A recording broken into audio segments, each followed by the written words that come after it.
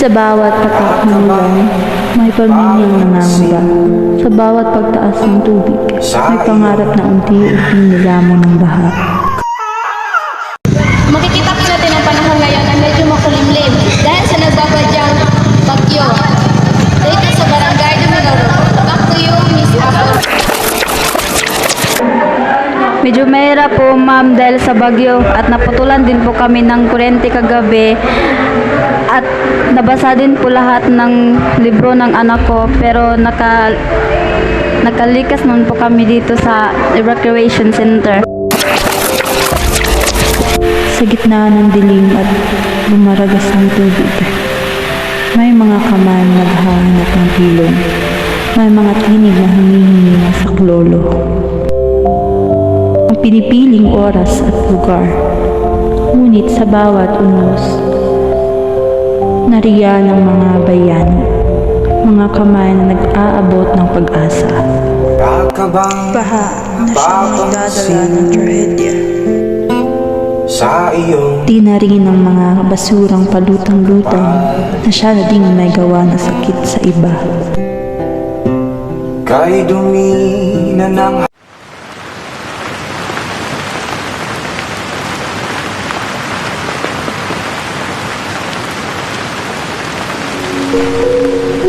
At tulad ng bagyo na kusang humuhupa, nilipas din ang lahat ng pagsubok.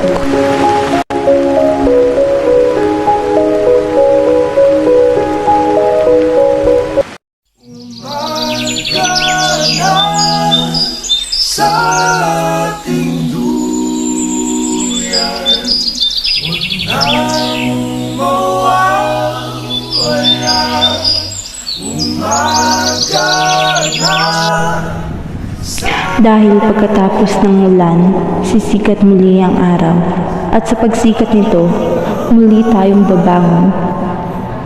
Mas matibay, mas matatag at puno ng pag-asa. One is the loneliest number that you'll ever do. Two can be as bad as one. It's the loneliest number since the number one. One is the loneliest number that you'll ever do. Two.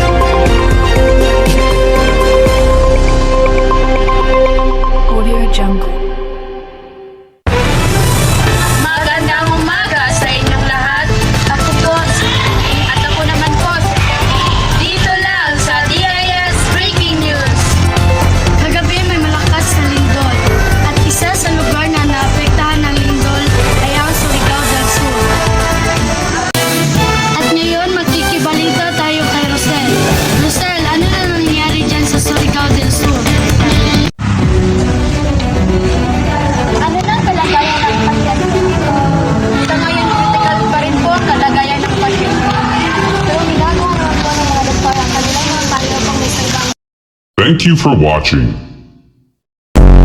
Ano na? Sa ngayon, critical pa rin po. Critical pa rin po ang kalagayan ng pasyente.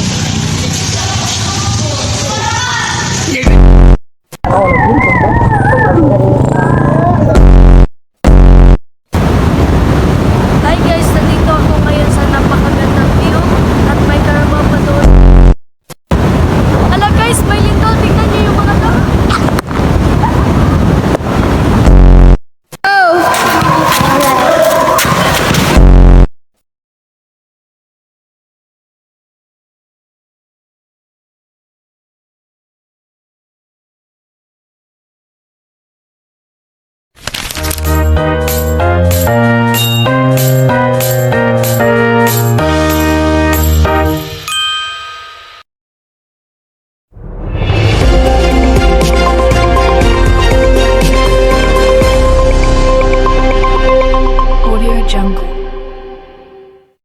Ang PDRRMF ay naitatag upang magbigay diin sa pagiging handa ng bansa at komunidad sa panahon ng mga kalamidad at hazard, samantalang ang CBDRMA ay tumutukoy sa direktang partisipasyon ng mga mamayan at lahat ng sektor ng lipunan upang maging matagumpay ang isang disaster management plan.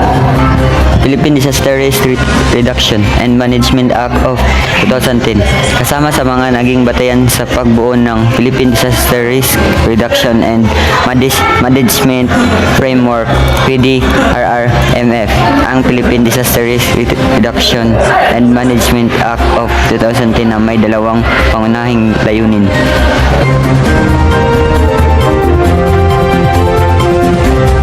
Ang kalamidad o sakuna ay kadalasang nangyayari dahil sa mga maling gawain ng tao. Kagaya na lamang ng pagbaha. Ang pagbaha ay kadalasang nangyayari dahil sa pagtatapon ng mga tao ng basura kung saan-saan. Gaya na lamang sa mga ilog at kanal na nagdudulot ng pagbara kung kaya't bumabaha.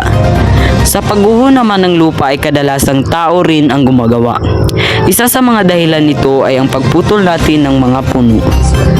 Kaya, dapat nating tandaan na di natin dapat gawin ang mga ito upang di tayo magdulot ng sakuna. Kaya sa halip na magtapon tayo ng basura sa paligid ay dapat tayong maglinis upang di tayo magdulot ng baha. At sa halip na magputol ng puno sa kagubatan ay dapat pa natin itong dagdagan upang mas maging maganda ang ating kagubatan.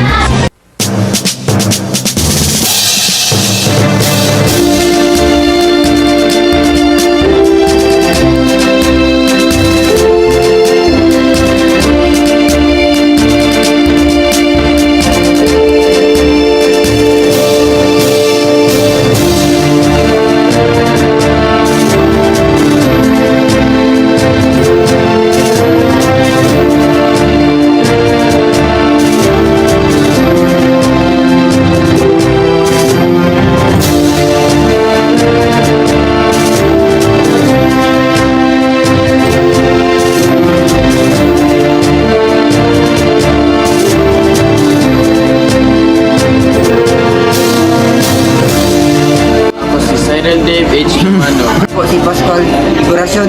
Ora. Ako si John Jovic si Tandino. Kami ang grupo na nagpapakita.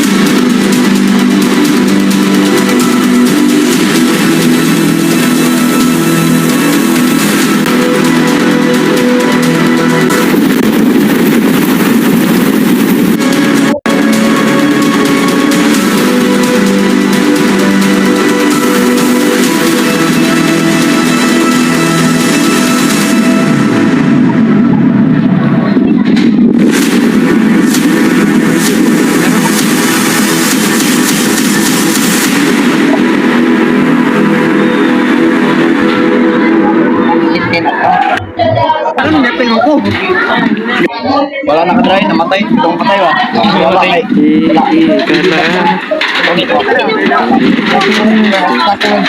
Anong ga himo ang tagbalay diri? Dala man magsin. Wala daw. Bagay. Wala po, dahil mo tao. Ito ba